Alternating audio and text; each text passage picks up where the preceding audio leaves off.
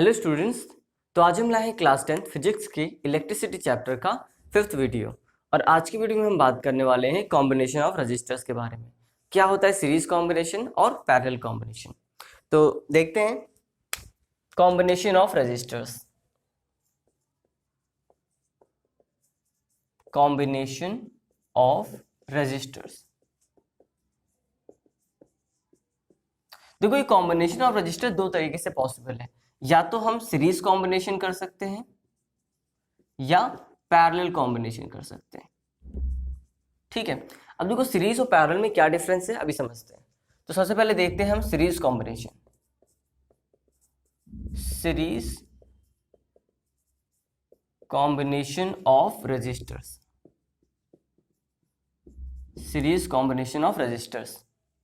देखो अगर हम कुछ रजिस्टर्स को एंड टू एंड ज्वाइन कर लें, जैसे देखो ये हमने मान लेते हैं ये फर्स्ट रेजिस्टेंस है हमारा, ठीक है, ये सेकंड रेजिस्टेंस है और ये थर्ड रेजिस्टेंस। इनको एंड टू एंड ज्वाइन कर लिया, या ऐसे बोल सकते हैं कि पहले वाले के टेल को दूसरे वाले के हेड से ज्वाइन कर दिया। ठीक है, तो इसको मान लेते हैं ए, ये बी, ये सी और ये डी। ठीक है, इनके हमने एंड्स को मान लिया और यहाँ पर एक बैटरी कनेक्ट की 20 वोल्ट की। ठीक है, यहाँ पर एक स्विच लगाया, ठीक है, और ये हमारा क्लोज सर्किट प्रिपेयर हो गया। मान लेते हैं इस रेजिस्टेंस की वैल्यू R1 है, इस रेजिस्टेंस की वैल्यू R1 है, यहाँ पर ये R2 और ये R3। ठीक है, और पूरे का पोटेंशियल डिफरेंस V है। ठीक है, तो यहाँ से पॉजिटिव टर्मिनल नेगेटिव टर्मिनल से पॉजिटिव से नेगेटिव एक करंट फ्लो होगा। अब क्योंकि यहाँ पर एक ही पाथ है, देख सकते हो एक ही पाथ है, तो सारे सर्किट से सेम करंट फ्लो होगा। ठीक है, सारे रेजिस्टेंस से भी सेम करंट फ्लो होगा, मतलब यहां से भी सेम करंट ही फ्लो होके आएगा। ठीक है, मतलब पूरे सर्किट में इन सीरीज कॉम्बिनेशन आपको याद रखना है, आपका जो करंट होगा वो सेम होगा। ठीक है, एक चीज और देखो, यहां से हमने रेजिस्टेंस लगाया हुआ है, ठीक है, अलग अलग रेजिस्टेंस है सीरीज में, तो हर रेजिस्टेंस के पास कुछ ना कुछ अब जैसे ओम्स लॉ ने पढ़ा हुआ है, तो V equal to I R पढ़ा हुआ है। V इक्वल टू क्या पढ़ा है? आई आर पढ़ा है। अब आई आर का मतलब अगर आपका रेजिस्टेंस बदल जाए, ठीक है, करंट सेम है, सपोज आपका जो करंट है वो कांस्टेंट है, ठीक है, और आपका रेजिस्टेंस बार बार बदल रहा हो, तो क्या आपका पोटेंशियल डिफरेंस भी बदलेगा? ठीक है, तो यहां पर इस वजह से हम मान लेते हैं, तो हर रेजिस्टेंस के पास पोटेंशियल डिफरेंस अलग अलग होगा, क्योंकि देख रहे हो आप V equal to I R से आपका रेजिस्टेंस बदल रहा है, तो पोटेंशियल डिफरेंस भी तो बदल जाएगा, क्योंकि I तो कांस्टेंट रहेगा इन सीरीज कॉम्बिनेशन। अब देखो यहां पर हमने मान लेते हैं हमारा जो पोटेंशियल डिफरेंस है वो V1 है, यहां पर V2 है और यहां पर क्या है? V3। ठीक है, ऐसा लेट कर लिया हमने। अब एक चीज देखो, एक्सपेरिमेंटली अगर इसको हम चेक करें, ठीक है, एक्सपेरिमेंटली चेक करें, V1 की वैल्यू कैलकुलेट करें, V2 मान लो हमें R1 R2 और R3 की वैल्यू पता है, और अगर हम V1 V2 और V3 की वैल्यू भी कंफर्म कर लें, पता कर ले एक्सपेरिमेंट से, और तीनों को सम करें, तो आपको तीनों पोटेंशियल डिफरेंस की वैल्यू इसके टोटल पोटेंशियल डिफरेंस के इक्वल मिलेगा। मतलब हम क्या बोल सकते हैं, इन सीरीज कॉम्बिनेशन जो आपका V होगा वो हर रेजिस्टेंस के लिए मतलब V1 plus V2 plus V3 के इक्वल होगा। इसे हम इक्वेशन फर्स्ट मान लेते हैं। बात समझ में आई क्या बोला? जो आपका V होगा वो V1 plus V2 plus V3 से V3 के इक्वल होगा, ठीक है, सम के इक्वल होगा। इस बात को मैं एक्सपेरिमेंटली भी चेक कर सकते हैं। और आपका करंट जो होगा सेम होगा, आप चाहे यहाँ पर करंट चेक करो, यहाँ पर चेक करो, यहाँ पर चेक करो, आपको जो करंट मिलेगा वो सेम मिलेगा। ठीक है, समझ में आ गई बात? अब देखो, तो बाय ओम्स लॉ हम क्या लिख सकते हैं? By Ohm's law, by Ohm's law हम लिख सकते हैं, अगर हम V1 की वैल्यू कैलकुलेट करें, V1 की वैल्यू तो कैसे कैलकुलेट करेंगे? I, और क्योंकि यहां पर V1 के लिए यहां पर रेजिस्टेंस कितना है? R है, R1 है, तो और करंट तो सेम है, तो V1 equal to I R1, इसी तरीके से V2 equal to I R2 और V3 इक्वल टू क्या हो जाएगा? आई R3। बोलो सही है? और हमने लेट कर लिया, हमने क्या लेट करिए? Late the equivalent. अब देखो पूरे सर्किट में रेजिस्टेंस अलग अलग है, लेकिन आपको जब जो टोटल रेजिस्टेंस मिलेगा, ठीक है, वो थोड़ा अलग मिलेगा। ऐसा नहीं होगा कि ये पूरा R1 के इक्वल मिले, R2 के इक्वल मिले, ठीक है, अभी समझेंगे कि किसके इक्वल मिलेगा, बट आपको जो टोटल रेजिस्टेंस मिलेगा वो कुछ और मिलेगा। तो लेट द इक्विवेलेंट रेजिस्टेंस, हमने मान लेते हैं वो हमारा इक्विवेलेंट रेजिस्टेंस क्या है, इक्विवेलेंट रेजिस्टेंस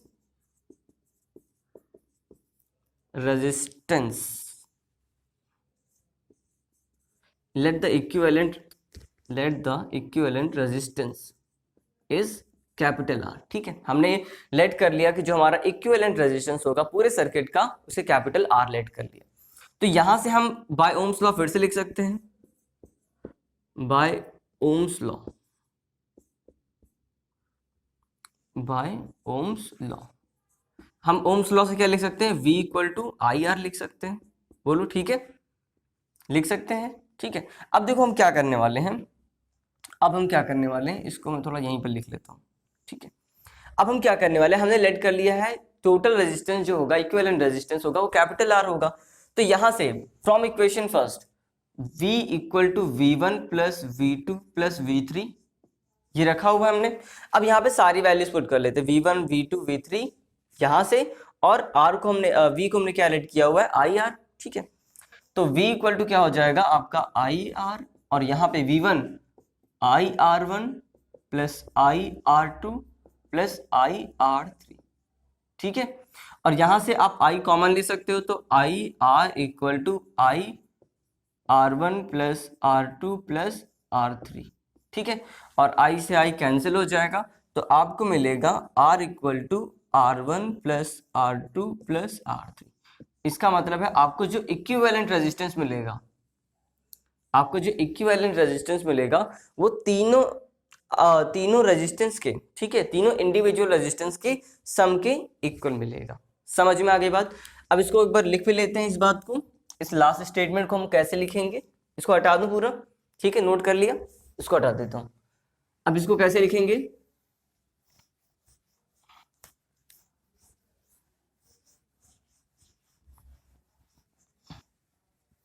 देखो इसको कैसे लिखेंगे, in series combination the equivalent resistance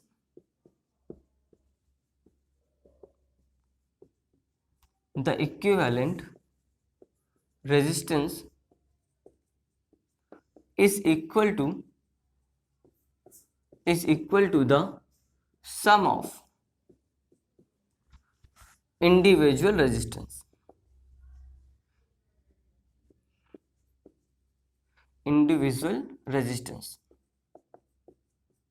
क्या बोला, in series combination the equivalent resistance क्या होगा आपका, is equal to the sum of individual resistance. मतलब R इक्वल टू क्या हो जाएगा, R1 plus R2 plus R3, आपने और भी अगर रेजिस्टेंस लगा है तो उनके सम के इक्वल हो जाएगा। ठीक है, समझ में आगे बात। अगर मान लेते हैं हमने सेम रेजिस्टेंस लगाया हुआ है, मतलब जिसकी वैल्यू R है, ठीक है, मान लेते हैं जिसकी रेजिस्टेंस की वैल्यू कुछ हमने 5 ओम, ठीक है, 6 ओम, 10 ओम कुछ भी रख दी हुई है, सेम रखी हुई है, कुछ भी हो सकती है। तो आपको जो मान लेते हैं और आपने ऐसे n रेजिस्टेंस कंबाइन किए हुए, ठीक है, तो उनकी वैल्यू जो हो जाएगी वो n टाइम ऑफ R हो जाएगी। ठीक है, इसको R डैश मान लो। समझ में आ गई बात। जैसे हमने अगर किसी भी आपने सर्किट में सेम रेजिस्टेंस लगाया हुआ है, सेम रेजिस्टेंस, सेम वैल्यू का रेजिस्टेंस, मतलब इसकी वैल्यू भी जैसे यहाँ पर हमने ले ली R, यहाँ पर भी R, यहाँ पर भी R, और ऐसे n रेजिस्टेंस लगाएं तो उसकी टोटल वैल्यू क्या हो जाएगी, R dash equal to NR। समझ में आ गई बात। तो अब देखो यहाँ पे सीरीज कॉम्बिनेशन के कुछ डिसएडवांटेज होते हैं, ठीक है, और कुछ एडवांटेज होते हैं। तो एडवांटेज तो बहुत कम है, डिसएडवांटेज ज्यादा है। तो क्या क्या डिसएडवांटेज है, इसको भी समझ लेते हैं। Disadvantage,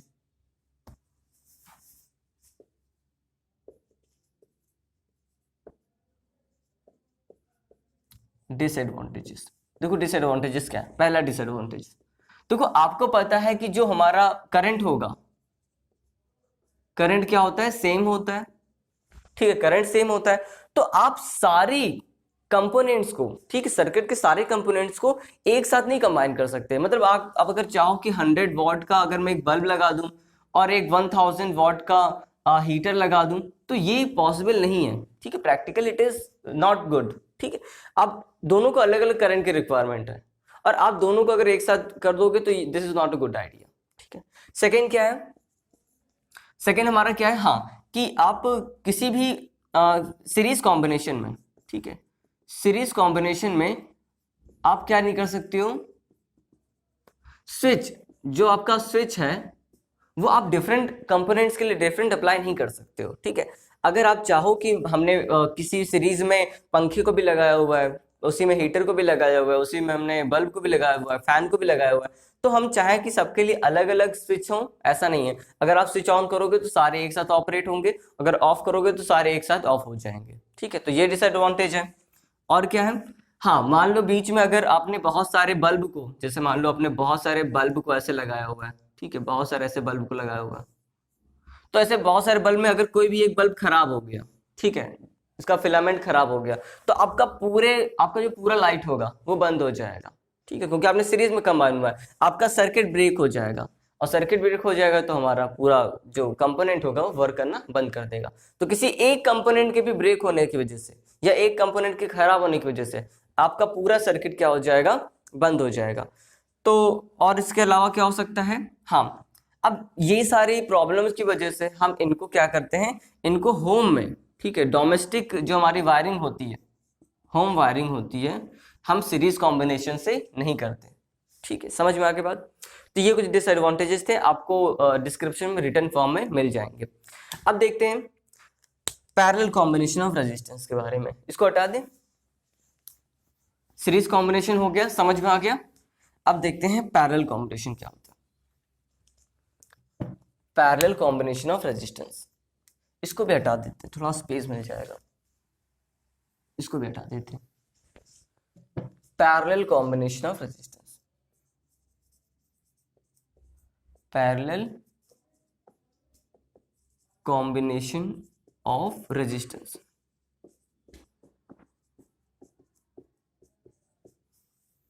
parallel combination of resistance, देखो क्या मतलब है पैरेलल का। पैरेलल का मतलब होगा कि हम किसी एक पॉइंट से, हमने मान लेते हैं ये हमारा पॉइंट है, ठीक है, तो किसी एक पॉइंट से आप कई सारे रेजिस्टेंस को कंबाइन कर दो,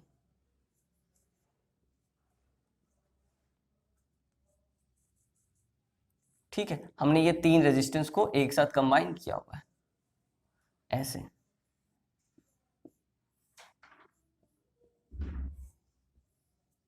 ठीक है, समझ में आ गई बात। इसको मान लेते हैं R1, इसे मान लेते हैं R2 और इसे मान लेते हैं R3, ठीक है, 3 रेजिस्टेंस है, ये पॉजिटिव टर्मिनल, नेगेटिव टर्मिनल, और मान लेते हैं इसकी जो वैल्यू है वो V है, ठीक है, V वोल्ट का हमने बैटरी लगाया हुआ है। तो यहां से करंट फ्लो होगा, ठीक है, I। अब यहां पर देखो, अब इस करंट के पास 3 रास्ते हैं जाने के लिए, एक तो आपका ये है और एक ये, 3 रास्ते हैं। मैं 3 रेजिस्टेंस नहीं है, अगर 4 लेते तो 4 रास्ते हो जाते, 5 लेते तो 5 रास्ते हो जाते, 3 रेजिस्टेंस नहीं है तो 3 रास्ते मिले। अब ये करंट कहां पर जाएगा, तो इस केस में क्या होगा, जो करंट होगा वो हमारा 3 पार्ट्स में डिवाइड हो जाएगा, मतलब कुछ करंट यहां जाएगा I1, कुछ यहां पे जाएगा I2 और कुछ करंट यहां पर जाएगा I3, ठीक है, कुछ करंट यहां पर जाएगा I3। अगर 4 होता तो ऐसे I4 भी जाता। इसी तरीके से यहाँ पर भी हमारा जो करंट निकलेगा वो I1 निकलेगा, यहाँ पर I2 निकलेगा और यहाँ पर I3 निकलेगा, और लास्ट में आप देख रहे हो कि यहाँ पर जाके सारे मिल रहे हैं, तो यहाँ पर जो करंट होगा वो फिर से आपको I मिल जाएगा। समझ में आई बात। अब एक चीज देखो, इस पॉइंट को हम मान लेते हैं ये हमारा A पॉइंट है और ये हमारा B पॉइंट है। तो अगर हम सारे रेजिस्टेंस को, ठीक है, किसी एक पॉइंट से फिक्स कर दें, ठीक है, किसी पर्टिकुलर पॉइंट से फिक्स कर दी, जैसे हमारा A पॉइंट से सारे रेजिस्टेंस का हेड है और सारे रेजिस्टेंस का टेल किसी एक पर्टिकुलर पॉइंट से हमने ज्वाइन किया हुआ है B, ठीक है। तो इस तरीके के कॉम्बिनेशन को हम पैरेलल कॉम्बिनेशन बोलते हैं, और यहाँ पर करंट जो होगा वो सेम नहीं होगा। लेकिन एक चीज देखो, हमने सारे रेजिस्टेंस को एक पर्टिकुलर पॉइंट से फिक्स किया हुआ है, ठीक है, दोनों के एंड पॉइंट जो है वो सेम है, इसका मतलब जो पोटेंशियल डिफरेंस होगा वो आपका इस बार क्या होने वाला है, वो आपका सेम होने वाला है फॉर द कंप्लीट सर्किट। समझ में आई डिफरेंस। यहां पर क्या डिफरेंस होगा, यहां पर जो आपका I होगा वो अलग होगा, बट पोटेंशियल डिफरेंस क्या होगा, सेम होगा। तो यहां पर हम लिख लेते हैं एक बात, जो आपका I होगा, एक चीज और, यहां पर जो I है, ठीक है, यहां पर डिफरेंट डिफरेंट मतलब अलग अलग जो पाथ है इसका अलग अलग करंट किया, और आपस में मिलने के बाद आपको सेम करंट मिल रहा है, मतलब I इक्वल टू जो होगा I1 plus I2 plus I3 के इक्वल होगा। ये बात समझ में आ रही है? एक चीज और, एक मेरा क्वेश्चन है छोटा सा, यहां पर रेजिस्टेंस की वैल्यू अलग अलग है, तो किसमें कितना करंट जाएगा? क्या तीनों में इक्वल डिवाइड होगा करंट? नहीं, ऐसा पॉसिबल नहीं है। ठीक है, ऐसा पॉसिबल इसलिए नहीं है क्योंकि यहां पर रेजिस्टेंस की वैल्यू अलग अलग है, तो करंट को वो रजिस्ट अलग अलग तरीके से करेंगे। तो जो करंट है, एक चीज हमेशा याद रखना, current always follow low resistance path. क्या बोला? Current always follow low resistance path. Current always follow low resistance path. ये अभी मैं न्यूमेरिकल में बहुत वर्क करेगा। ठीक है, current always follow low resistance path, मतलब जहां पर रेजिस्टेंस जितना कम होगा करंट उतना ज्यादा फ्लो करेगा। ठीक है, तो डिपेंड करता है कि रेजिस्टेंस पर, अगर रेजिस्टेंस बहुत ज्यादा है तो बहुत कम करंट फ्लो करेगा, और रेजिस्टेंस अगर बहुत कम है तो वहां पर ज्यादा करंट फ्लो करेगा। ठीक है, समझ में आ रही बात? तो current always follow low resistance path. ठीक है, इस बात को हटा देते हैं, अब यहां पर देखते हैं, और इस इक्वेशन को हम मान लेते हैं इक्वेशन फर्स्ट। ठीक है, समझ में आ गई बात? तो बाय ओम्स लॉ फिर से हम लिखेंगे, by Ohm's law, by Ohm's law हम क्या लिख सकते हैं? I1। ठीक है, क्या I1 equal to V upon R1 हो जाएगा?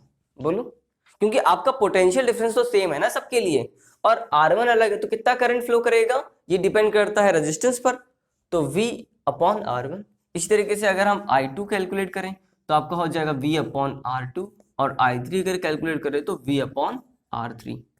क्या हो जाएगा? V upon R3। बोलो ठीक है। अब यहां पर देखो, हम यहां पर लेट कर लेंगे फिर से, late the equivalent resistance B resistance of circuit. ठीक है, हमने इक्विवेलेंट रेजिस्टेंस सर्किट के जो हमारा सर्किट है उसके इक्विवेलेंट रेजिस्टेंस को, यहां पर रेजिस्टेंस अलग अलग है। ठीक है, आपको जो करंट भी मिलेगा लेकिन आपको इक्विवेलेंट रेजिस्टेंस वो कितना मिलेगा, उसको हमने कैपिटल R लेट कर लिया। Let the equivalent resistance of the circuit be R। ठीक है, हमने R उसको कैपिटल R लेट कर लिया। तो यहां पर देखो, बाय ओम्स लॉ फिर से हम लिख सकते हैं, बाय ओम्स लॉ हम क्या लिख सकते हैं? By Ohm's law, by Ohm's law हम ओम्स लॉ से क्या लिख सकते हैं? जो हमारा I होगा क्या वो V अपॉन R हो जाएगा? बोलो, हम करंट की वैल्यू कैसे कैलकुलेट करें? V अपॉन R से। ठीक है, बाय ओम्स लॉ यही कहता है हमारा ओम्स लॉ। अब थोड़ा सा स्पेस चाहिए होगा मुझे, इसको क्या करें, चलो एक काम करते हैं, इसको थोड़ा सा यहीं पर मैनेज करते हैं। ठीक है, देखो, तो इन सारी वैल्यूज को हम इक्वेशन फर्स्ट में पुट कर दें, तो फ्रॉम इक्वेशन फर्स्ट हम क्या लिखेंगे? I equal to I1 plus I2 plus I3। ठीक है, और सारी वैल्यूज को I के प्लेस पे हम क्या लिख सकते हैं? V अपॉन R, तो V upon R equal to, और I1 I2 और I3 के प्लेस पे हम लिख सकते हैं V upon R1 plus V upon R2 और V अपॉन R3। इस बार हम V कॉमन ले सकते हैं, तो आप V कॉमन लोगे और पूरा कैंसिल हो जाएगा, तो आपको जो वैल्यू मिलेगी वो मिलेगी 1 upon R equal to 1 upon R1 plus 1 upon R2 plus 1 upon R3। ठीक है, ये वैल्यू आपको मिलेगी, दिख रही है? क्या है? 1 upon R equal to 1 upon R1 plus 1 upon R2 plus 1 upon R3। ठीक है, समझ में आ गई बात? अब देखो यहाँ पर रेजिस्टेंस, जो इक्विवेलेंट रेजिस्टेंस होगा कैसे उसको हम बोलेंगे? तो इन कॉम्बिनेशन रेजिस्टेंस। ठीक है, in parallel combination of resistance the reciprocal of equivalent resistance. देखो रेसिप्रोकल ही तो है, the reciprocal of equivalent resistance is equal to the reciprocal of each individual resistance. ठीक है, sum of reciprocal of each individual of resistance. ठीक है, तो इस बात को भी लिख लेते हैं। समझ में आ गया कैसे हुआ प्रूफ? ठीक है, आप इस बार हमें क्या ध्यान रखना है? सीरीज कॉम्बिनेशन में आपका करंट सेम होता है, बट पैरेलल कॉम्बिनेशन में आपका क्या सेम होता है? Potential difference. ठीक है, समझ में आ गई बात? बस ये दोनों कॉन्सेप्ट याद रखने हैं, बाकी आपका पूरा प्रूफ इजीली हो जाएगा। तो इसको भी हम लिख लेते हैं स्टेटमेंट के फॉर्म में, इसको हटा देते हैं, इसको रहने देते हैं भी। देखो अब हम क्या लिखने वाले हैं यहाँ पर, इन parallel combination, in parallel combination the reciprocal of equivalent resistance, the reciprocal of equivalent resistance is equal to the sum of reciprocal of each individual resistance, individual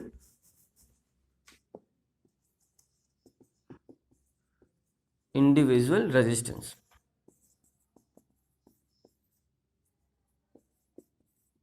ठीक है, समझ में आ गई बात। मतलब यहाँ पे क्या हो जाएगा, 1/r equal to 1/r1 plus 1/r2 plus 1/r3, और आपने और रेजिस्टेंस लिए हुए हैं तो 1/r4 1/r5। इस तरीके से आप किसी भी पैरेलल कॉम्बिनेशन में इक्विवेलेंट रेजिस्टेंस कैलकुलेट कर सकते हो। एक चीज और, हम अब यहाँ पर देखो फायदे भी बहुत होते हैं, इसके एडवांटेजेस ज्यादा हैं, ठीक है। अब एक चीज और, आप कितना भी छोटा रेजिस्टेंस, मान लो मैंने किसी पैरेलल कॉम्बिनेशन में एक 1 ओम का लगाया हुआ है रेजिस्टेंस, ठीक है, और उसी के पैरेलल में मैंने लगा दिया है 1000 का, थोड़ा गलत बन गया, समझ जाना इसको, ठीक है, ठीक है। मान लेते हैं मैंने 1000 ओम का लगाया हुआ रेजिस्टेंस, ठीक है, पैरेलल कॉम्बिनेशन में मैंने 1 ओम और 1000 ओम का लगाया हुआ है, तो आपको जो इक्विवेलेंट रेजिस्टेंस होगा that will be less than 1 ohm even, ठीक है। अगर मैंने 1 ओम और 1000 ओम को पैरेलल में लगाया हुआ है रेजिस्टेंस को, तो आपको जो इक्विवेलेंट रेजिस्टेंस मिलेगा वो 1 ओम से भी कम होगा, ठीक है, क्योंकि रेसिप्रोकल की बात हो रही है। तो ये एडवांटेज होता है। पहले तो आपको रेजिस्टेंस अगर कम करना हो, ठीक है, किसी भी सर्किट का, तो आप अपने पैरेलल में कंबाइन करो। और इसके क्या क्या एडवांटेजेस हैं इसको भी देख लेते हैं, इसको हटा दो। देखो इसके क्या क्या एडवांटेजेस हैं, तो पहले तो आपका जो आपका करंट होगा, ठीक है, वो अलग अलग फ्लो होगा। तो अगर आप पहला डिसएडवांटेज इसको लिख लेते हैं, इसका यहाँ पे डिसएडवांटेज नहीं, यहाँ पे एडवांटेज होगा, एडवांटेज, ठीक है। इसके डिसएडवांटेजेस कम है और एडवांटेजेस ज्यादा, तो एडवांटेजेस देखेंगे। क्या एडवांटेज है, पहला, वहां पर आप सीरीज कॉम्बिनेशन में सारे कंपोनेंट्स को एक साथ नहीं कर सकते थे, अलग अलग जो जिसकी पावर थी, ठीक है। बट यहाँ पर क्या कर सकते हो, आप अलग अलग पावर के, ठीक है, अलग अलग पावर के कंपोनेंट को, पावर क्या होता है भी समझेंगे भी हम लोग नेक्स्ट हीटिंग इफेक्ट में, ठीक है। अलग अलग पावर के जो हमारे या रेजिस्टेंस के, ठीक है, कंपोनेंट को हम अलग अलग पैरेलल कॉम्बिनेशन में कंबाइन कर सकते हैं, और वहां पर उनको जितना करंट रिक्वायर्ड होगा वो उतना विदड्रॉ कर लेंगे। तो पहले तो आप ये कर सकते हो कि आप अलग अलग कंपोनेंट को पैरेलल कॉम्बिनेशन में कंबाइन कर सकते हो। सेकंड क्या होगा कि अगर देखो, अगर आपका कहीं से सर्किट ब्रेक भी हो जाता है, सपोज करो यहाँ वाला आपका कोई कंपोनेंट है वो ब्रेक हो गया, लेकिन आपका जो करंट होगा वो यहाँ से और यहाँ से फ्लो करता रहेगा, मतलब आपका सर्किट ब्रेक नहीं होगा किसी एक कंपोनेंट के फेल होने की वजह से। और क्या हो सकता है, इसी तरीके से आप देखो स्विच भी डिफरेंट लगा सकते हो, आप यहाँ के लिए अलग स्विच अप्लाई कर सकते हो, यहाँ के लिए अलग स्विच, यहाँ के लिए अलग स्विच अप्लाई कर सकते हो, ठीक है। ये हमारा एडवांटेज है, 3 एडवांटेज पढ़ ली। फोर्थ एडवांटेज क्या हो सकता है, हाँ, अब क्योंकि ये सारी चीजें आपको मिल रही हैं, ठीक है, आप अलग से स्विच लगा सकते हो, जैसे हमारे घरों में होता है, ठीक है, हर कंपोनेंट के लिए अलग स्विच होता है, फैन के लिए अलग, लाइट के लिए अलग, ठीक है। और इस तरीके से आपका सर्किट भी जो होगा ब्रेक नहीं होगा। आपको जो इक्विवेलेंट रेजिस्टेंस मिलेगा वो हमेशा सबसे छोटे रेजिस्टेंस से, आपका जो सबसे छोटा रेजिस्टेंस होगा उससे भी कम मिलेगा, ठीक है। तो ये सारे एडवांटेज होने की वजह से हम इसे अपने होम में भी अप्लाई कर सकते हैं। हमारा जो डोमेस्टिक वायरिंग होती है वो हमारी कैसी होती है, पैरेलल कॉम्बिनेशन में होती है, ठीक है। तो आज की वीडियो में बस इतना ही। नेक्स्ट वीडियो में हम बात करेंगे कुछ न्यूमेरिकल्स के बारे में। अब तक जितने भी कॉन्सेप्ट पढ़े हैं उन सब पर बेस्ड हम थोड़े थोड़े कुछ न्यूमेरिकल्स करेंगे।